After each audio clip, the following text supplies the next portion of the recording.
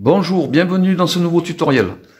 Pour ce nouveau tutoriel, je vais vous montrer certaines options à activer sur votre téléphone en passant par les options développeurs sur votre téléphone Android. Donc, il y aura 8 options à activer sur votre téléphone.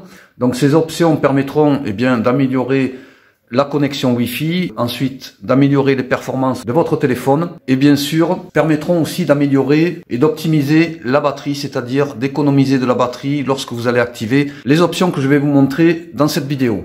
Donc sans plus tarder, on va passer aux méthodes de la vidéo sur les 8 options à activer sur votre téléphone. Mais avant de commencer, je vous invite à vous abonner, cliquer sur le pouce et la petite cloche pour recevoir toutes mes prochaines vidéos. Donc c'est parti.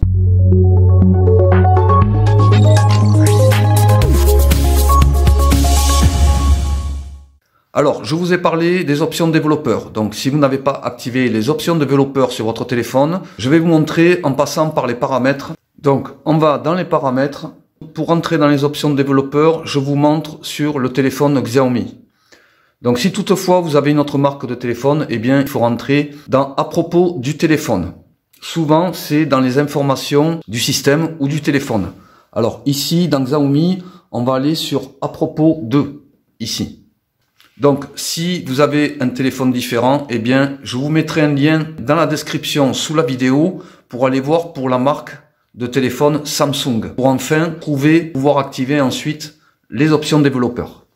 Donc ici, on va sur version MIUI, ici, et donc on clique 7 fois dessus pour activer les options développeurs. Donc c'est parti, 1, 2, 3, 4, 5, 6, 7, voilà. Et donc en bas, ici, on vous dit que vous êtes désormais un développeur.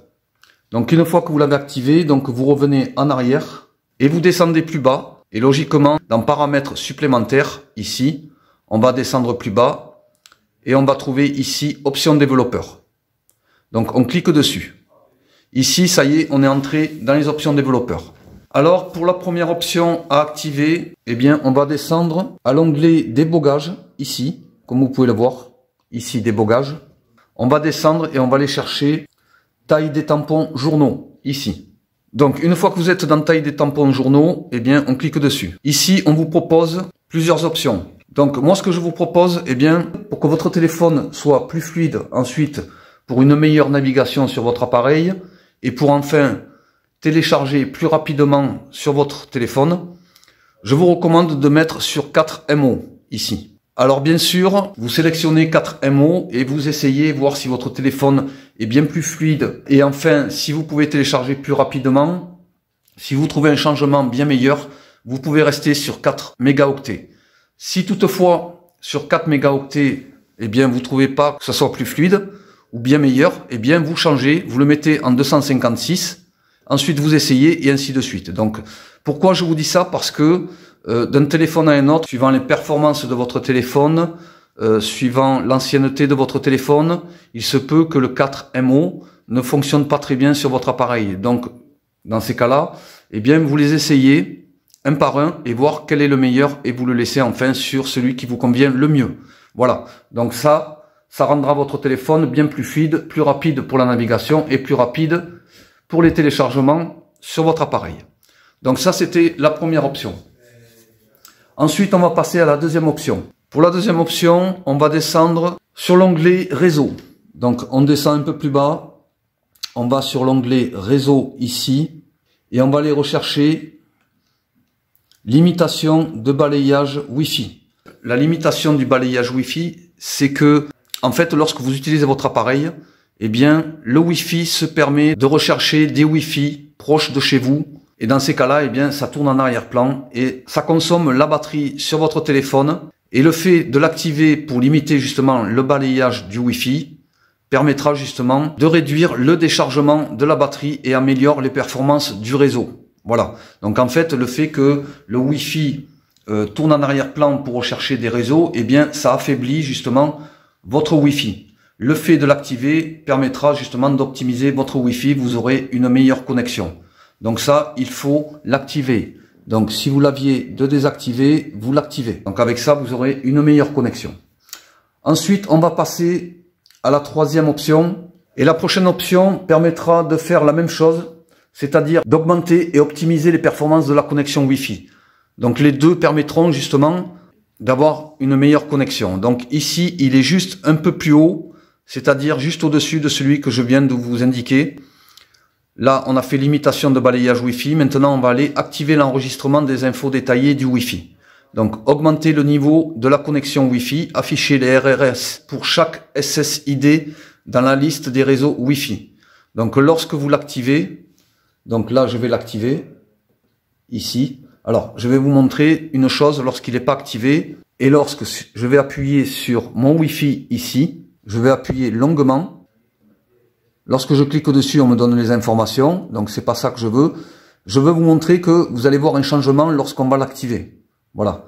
Donc, je vais revenir dans les options développeurs. Et là, je vais activer l'enregistrement des infos détaillées. Donc là, je l'active. Et maintenant, je retourne dans le Wi-Fi. Ici, j'appuie longuement. Et vous allez voir qu'ici, on a des informations. Ça permet justement d'améliorer la connexion Wi-Fi de votre téléphone. Voilà. Donc, voilà le changement. Et vous allez voir que vous aurez une meilleure stabilité de votre connexion Wi-Fi. Voilà, je voulais vous montrer ce que ça faisait exactement. Donc maintenant, on a activé la limitation du balayage Wi-Fi, on a activé l'enregistrement des infos détaillées du Wi-Fi qui permettra d'optimiser votre connexion. Et on va passer maintenant à la quatrième option. Alors, on va descendre bien plus bas. Donc, on va aller rechercher l'onglet Applications. Donc là, on n'y est toujours pas. Là, on est sur Dessin, donc on descend plus bas. Et là, ici, on est dans Applications. Donc, dans Applications, on va rechercher Limite du processus en arrière-plan. Ici. Dans Limite du processus en arrière-plan, on clique dessus. Alors, la limite du processus en arrière-plan, c'est tout simplement que vous pouvez autoriser 4 applications au maximum, au plus 4 processus qui peuvent tourner en arrière-plan. C'est-à-dire que si je sélectionne au plus 4 processus, cela veut dire que j'accorde à 4 applications de tourner en arrière-plan. Le fait que 4 applications tournent en arrière-plan, ralentit les performances de votre appareil. Donc, ce que je vous conseille pour une meilleure fiabilité et une meilleure optimisation de votre appareil pour éviter justement que trop d'applications tournent en arrière-plan et pour éviter de limiter les performances de votre téléphone, je vous recommande d'utiliser seulement une application qui peut tourner en arrière-plan. Alors, si vous mettez limite standard, ça veut dire que vous laissez votre téléphone choisir le nombre de processus et d'applications qui peuvent tourner en arrière-plan. Donc, je vous le déconseille. Voilà. Donc, c'est soit vous mettez une application qui peut tourner en arrière-plan, soit vous mettez aucun processus en arrière-plan. Alors, moi, je mets toujours aucun processus en arrière-plan. Donc, vous essayez. Normalement, avec un processus, vous pouvez aussi, donc on laisse et on permet à des applications de pouvoir tourner en arrière-plan. Donc moi, ce que je conseille, c'est de laisser un processus maximum. Vous économiserez de la batterie, vous aurez une meilleure connexion Wi-Fi aussi, puisque le fait que des applications tournent en arrière-plan, ça interfère avec le Wi-Fi. Et ensuite, le téléphone sera plus performant en activant un processus maximum. Voilà. Donc ça, c'était la quatrième option. On va passer maintenant à la cinquième. Cinquième option, on va aller dans débogage. Alors débogage, on va monter plus haut, il est bien plus haut, il est vers le début. Débogage ici. Donc lorsque vous êtes sur débogage, on va aller rechercher préférences de pilote graphique. Alors pour ça, on descend un peu plus bas. Voilà, ici. Préférences de pilote graphique. Alors lorsque vous cliquez sur préférences de pilote graphique, ici, on vous propose toutes vos applications ici, là. Si vous avez des jeux sur votre téléphone, vous jouez beaucoup à des jeux sur votre téléphone, vous pouvez permettre à certains jeux, comme ici, j'ai Call of Duty, vous voyez. Donc je vais cliquer dessus, et ici, il est marqué par défaut. En activant cette option dans les paramètres de développement, vous pouvez spécifier quel pilote graphique vous souhaitez utiliser pour le rendu graphique de votre application pendant son utilisation. Ça peut être utile pour vérifier la compatibilité de l'application avec différents pilotes graphiques, c'est-à-dire optimiser les performances pour augmenter et tester de nouvelles fonctionnalités graphiques. Donc ça permettra d'avoir un meilleur graphisme, plus de fluidité, et dans ces cas-là, vous choisissez pilote graphique du système. Et donc là, j'ai bien sélectionné pilote graphique du système. Et maintenant, vous pouvez essayer le jeu sur lequel vous avez choisi de changer et de mettre le pilote graphique du système et vous verrez une nette amélioration sur la stabilité du jeu Et ensuite, ça, vous pouvez le faire avec n'importe quelle application. Voilà. Donc ça permet d'avoir une meilleure performance de jeu sur votre téléphone. Donc moi, j'avais qu'une application de jeu, donc ça me permet juste de le faire sur une application. Mais si vous avez plusieurs jeux sur votre téléphone, eh bien, vous pouvez les essayer avec les autres jeux. Donc ensuite, vous revenez en arrière une fois que vous avez sélectionné le pilote graphique pour les applications que vous souhaitez. Ensuite, maintenant, on va passer à la 6e option. Pour la 6e option, on va descendre juste un peu plus bas et voir la fréquence d'actualisation ici. Afficher la fréquence d'actualisation actuelle. Alors, je vais vous montrer que lorsque on active la fréquence d'actualisation, vous allez voir apparaître ici en haut les fréquences de l'écran, c'est-à-dire les FPS. Justement, si vous jouez à des jeux, eh bien, vous pouvez à tout moment voir les FPS et la fréquence de l'écran sur votre appareil lorsque vous jouez à des jeux. Alors ici, lorsque je l'active, ici, vous voyez. Donc ça, c'est pour voir justement les FPS lorsque vous jouez à un jeu. Eh bien, au fur et à mesure que vous allez jouer au jeu, ça va baisser ou ça va monter et vous pourrez voir à peu près si les FPS sont performants, si vous gagnez en FPS ou si vous avez des baisses justement de FPS. Certains utilisateurs préfèrent des taux de rafraîchissement plus élevés car ils offrent généralement une expérience plus fluide, en particulier lors de la navigation et lors de l'utilisation d'un jeu. Donc cette option permet aux utilisateurs de confirmer la fréquence à laquelle leurs écrans fonctionnent ou de voir si elle correspond à leurs préférences. Voilà. Vous pourrez voir le nombre de FPS lors de l'utilisation d'un jeu. Donc voilà ce que permet l'option voir la fréquence d'actualisation. Donc maintenant, on va passer à l'avant-dernière option à activer sur votre téléphone et qui est intéressante aussi pour améliorer votre téléphone Android. Pour la prochaine option, on va aller sur configuration USB par défaut. Donc pour ça, il faut aller rechercher l'onglet réseau. Lorsque vous êtes à l'onglet réseau, vous descendez un peu plus bas et on va aller ici dans configuration USB par défaut. Alors la configuration USB par défaut, c'est pour les transferts de fichiers.